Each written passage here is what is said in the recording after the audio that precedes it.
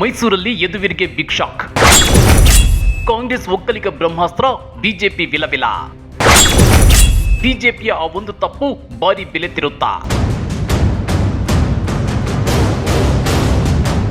ಮೈಸೂರು ಕೊಡಗು ಲೋಕಸಭಾ ಕ್ಷೇತ್ರ. ಸಿಎಂ ಸಿದ್ದರಾಮಯ್ಯ ತವರು ಲೋಕಸಭಾ ಕ್ಷೇತ್ರ.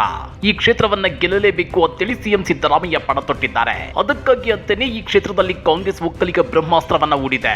ಎಂ ಲಕ್ಷ್ಮಣ್ ಅವರನ್ನ ಅಗ್ಗಳಕ್ಕಿಳಿಸಿರುವುದು ಬಿಜೆಪಿಗೆ ನುಂಗಲಾರದ ತುತ್ತಾಗಿ ಪರಿಣಮಿಸಿದೆ. ಹಾಗಾದ್ರೆ ಈ ಕ್ಷೇತ್ರದಲ್ಲಿ ಬಿಜೆಪಿ ಮಾಡಿದ ಆ ಒಂದು ತಪ್ಪಾದ್ರೂ ಏನ್ ಗೊತ್ತಾ? ಅದನ್ನ ಡೀಟೇಲ್ ಆಗಿ ತೋರಿಸ್ತೀವಿ. ಆದ್ರೆ ಅದಕ್ಕಿಂತ ಮೊದಲು ನಮ್ಮ ಚಾನಲ್ ಅನ್ನು ಸಬ್ಸ್ಕ್ರೈಬ್ ಮಾಡ್ಕೊಳ್ಳಿ. ಹಾಗೇನೆ ಪಕ್ಕದಲ್ಲಿರೋ ಬೆಲ್ ಬಟನ್ ಅನ್ನು ಪ್ರೆಸ್ ಮಾಡಿ. ಮೈಸೂರು ಕೊಡಗು ಲೋಕಸಭಾ ಕ್ಷೇತ್ರ ಹೈ ವೋಲ್ಟೇಜ್ ಕಣವಾಗಿ ಮಾರ್ಪಟ್ಟಿದೆ. ಬಿಜೆಪಿ ರಾಜವಂಶಸ್ಥ ಯದುವೀರ್ ಒಡೆಯರ್ ಅವರನ್ನ ಕಣಕ್ಕಿಳಿಸಿದ್ರೆ ಕಾಂಗ್ರೆಸ್ ಒಕ್ಕಲಿಗ ಮುಖಂಡ ಎಂ ಲಕ್ಷ್ಮಣ್ ಅವರನ್ನ ಕಣಕ್ಕಿಳಿಸಿದೆ. ಆ ಮೂಲಕ ಈ ಭಾಗದ ಒಕ್ಕಲಿಗರ ಅಸ್ಮಿತೆಯನ್ನ ಬಡಿದೆಬ್ಬಿಸೋ ಕೆಲಸಕ್ಕೆ ಕೈ ಹಾಕಿದೆ. ಯಾಕಂದ್ರೆ ಮೈಸೂರು ಕೊಡಗು ಲೋಕಸಭಾ ಕ್ಷೇತ್ರದಲ್ಲಿ ಒಕ್ಕಲಿಗ ಮತಗಳೇ ಸೋಲು ಗೆಲುವಿನಲ್ಲಿ ನಿರ್ಣಾಯಕ ಪಾತ್ರ ವಹಿಸುತ್ತವೆ. ಹೀಗಿದ್ರೂ ಬಿಜೆಪಿ ಪ್ರತಾಪ್ ಸಿಂಹ ಅವರಿಗೆ ಟಿಕೆಟ್ ಕೈ ತಪ್ಪಿಸಿ ಅವರ ಬದಲಿಗೆ ರಾಜವಂಶಸ್ಥ ಯದುವೀರ್ ಒಡೆಯರ್ ಅವರಿಗೆ ಟಿಕೆಟ್ ಕೊಟ್ಟಿದೆ. ಆ ಮೂಲಕ ಹೊಸ ಪ್ರಯೋಗಕ್ಕೆ ಮುಂದಾಗಿದೆ. ನಿಜ ಹೇಳಬೇಕು ಅಂದ್ರೆ ಬಿಜೆಪಿ ಇಂತ ಎಡವಟ್ಟು ಮಾಡುತ್ತೆ ಅಂತೇಳಿ ಖುದ್ದು ಕಾಂಗ್ರೆಸ್ ನಾಯಕರು ಕೂಡ ಎಕ್ಸ್ಪೆಕ್ಟ್ ಮಾಡಿರಲಿಲ್ಲ. ಬಿಜೆಪಿಯ ಈ ತಪ್ಪಿನಿಂದಾಗಿ ಕಾಂಗ್ರೆಸ್ಗೆ ರೊಟ್ಟಿ ತಾನಾಗಿ ಜಾರಿ ತುಪ್ಪಕ್ಕೆ ಬಿದ್ದಂತಾಗಿದೆ.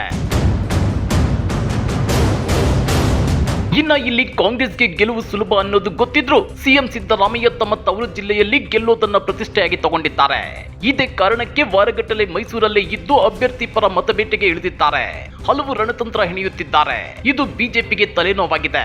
ಇದರ ನಡುವೆ ಒಕ್ಕಲಿಗ ಸಮುದಾಯ ಬಿಜೆಪಿ ಅಭ್ಯರ್ಥಿ ಯದುವೀರ್ ಒಡೆಯರ್ ಅವರಿಗೆ ದೊಡ್ಡ ಶಾಕ್ ನೀಡಿದೆ. ಆ ಶಾಕ್ ಬೇರೆ ಯಾವುದೂ ಅಲ್ಲ, ಒಕ್ಕಲಿಗ ಬ್ರಹ್ಮಾಸ್ತ್ರವನ್ನ ಜಳಪಿಸಿರೋದು. ಬಿಜೆಪಿ ಪ್ರತಾಪ್ ಸಿಂಹ ಅವರಿಗೆ ಟಿಕೆಟ್ ಕೈ ತಪ್ಪಿಸಿದ್ದಕ್ಕೆ ಈ ಭಾಗದ ಒಕ್ಕಲಿಗ ಸಮುದಾಯ ಕೊತ ಕುದಿಯುತ್ತಿದೆ. ಇದನ್ನ ಕಾಂಗ್ರೆಸ್ ತನ್ನ ರಾಜಕೀಯಕ್ಕೆ ಬಳಸಿಕೊಳ್ಳುತ್ತಿದೆ. ಇದರ ಪರಿಣಾಮವಾಗಿಯೇ ಒಕ್ಕಲಿಗ ಸಮುದಾಯ ಬಿಜೆಪಿ ಪಕ್ಷದ ವಿರುದ್ಧ ತಿರುಗಿ ಬಿದ್ದಿದ್ದು ಕಾಂಗ್ರೆಸ್ ಅಭ್ಯರ್ಥಿಗೆ ಬೆಂಬಲ ಸೂಚಿಸಿದೆ. ಹೌದು ವೀಕ್ಷಕರೇ, ಮೈಸೂರು ಒಕ್ಕಲಿಗ ಸಂಘದ ಅಧ್ಯಕ್ಷ ಮರಿಸ್ವಾಮಿ ಅವರು ಕಾಂಗ್ರೆಸ್ ಅಭ್ಯರ್ಥಿ ಎಂ ಲಕ್ಷ್ಮಣ್ ಅವರನ್ನ ಬೆಂಬಲಿಸುವುದಾಗಿ ಘೋಷಣೆ ಮಾಡಿದ್ದಾರೆ.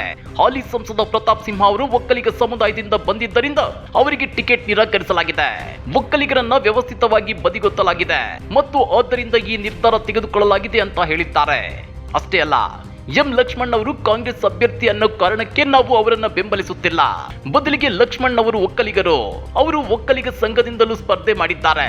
ಹೀಗಾಗಿ ಪಕ್ಷಾತೀತವಾಗಿ ಒಕ್ಕಲಿಗ ಅಭ್ಯರ್ಥಿಗೆ ಮತ ನೀಡುತ್ತೇವೆ ಅಂತ ಹೇಳಿದ್ದಾರೆ. ನಿಮ್ಗೆ ಗೊತ್ತಿರಲಿ, ಮೈಸೂರು ಕೊಡಗು ಲೋಕಸಭಾ ಕ್ಷೇತ್ರದಲ್ಲಿ ಕಾಂಗ್ರೆಸ್ ಒಕ್ಕಲಿಗ ಟ್ರಂಪ್ ಕಾರ್ಡ್ ಬಳಸುತ್ತಿದ್ದಂತೆ ಸಂಸದ ಪ್ರತಾಪ್ ಸಿಂಹ ಸೇರಿದಂತೆ ಈ ಭಾಗದ ಕೆಲ ಬಿಜೆಪಿ ನಾಯಕರು ಅಸಲಿಗೆ ಎಂ ಲಕ್ಷ್ಮಣ್ ಅವರು ಒಕ್ಕಲಿಗರೇ ಅಲ್ಲ ಅಂತೇಳಿ ವಾದ ಮಾಡಿದ್ರು. ಆದ್ರೆ ಇದಕ್ಕೆ ತಕ್ಕ ತಿರುಗೇಟು ಕೊಟ್ಟಿದ್ದ ಸಿದ್ದರಾಮಯ್ಯ ಎಂ ಲಕ್ಷ್ಮಣ್ ಅವರು 100ಕ್ಕೆ 200% ಒಕ್ಕಲಿಗ ಅಂತೇಳಿ ಒತ್ತಿ ಹೇಳಿದ್ರು.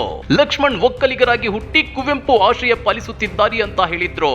ಮೈಸೂರು ಕೊಡಗು ಲೋಕಸಭಾ ಕ್ಷೇತ್ರದಲ್ಲಿ ಸರಿಸುಮಾರು 15 ಲಕ್ಷ ಮತದಾರರಿದ್ದಾರೆ. ಅವರಲ್ಲಿ 4 ಲಕ್ಷಕ್ಕೂ ಹೆಚ್ಚು ಒಕ್ಕಲಿಗರಿದ್ದು ಆ ಬಳಿಕ ಲಿಂಗಾಯತರು, ದಲಿತರು ಮತ್ತು ಒಬಿಸಿ ಮತದಾರರಿದ್ದಾರೆ.